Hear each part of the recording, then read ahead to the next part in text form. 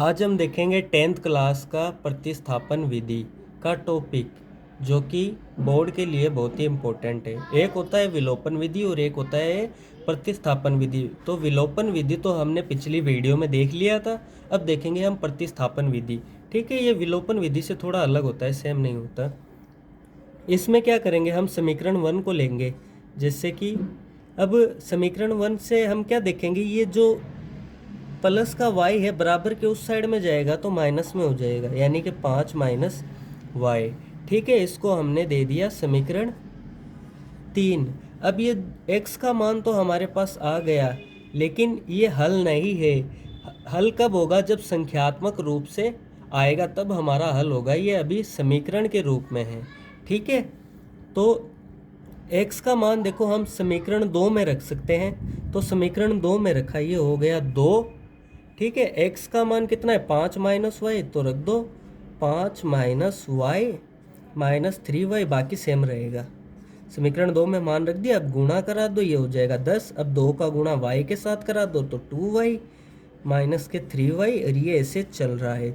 अब ये माइनस का जुड़ के कितना हुआ, माइनस का 5y बराबर 4। इतना समझ में आया।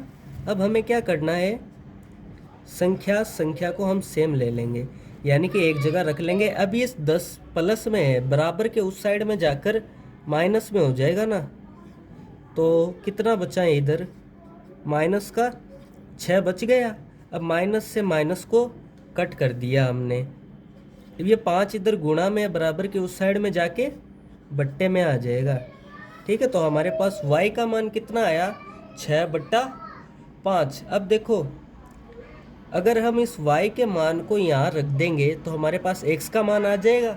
ठीक है, देखते हैं फिर। y का मान, एक लाइन लिख लेना आपकी, y का मान समीकरण 3 में रखने पर।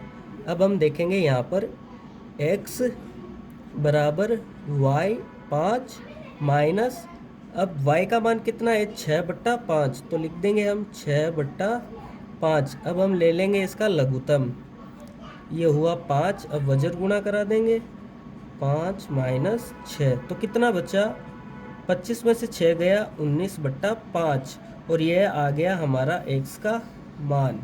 देखो कितना सिंपल है। अगर ऐसे पढ़ोगे तो आप बोर्ड के अंदर 10th क्लास में बहुत अच्छे नंबर हासिल कर सकोगे।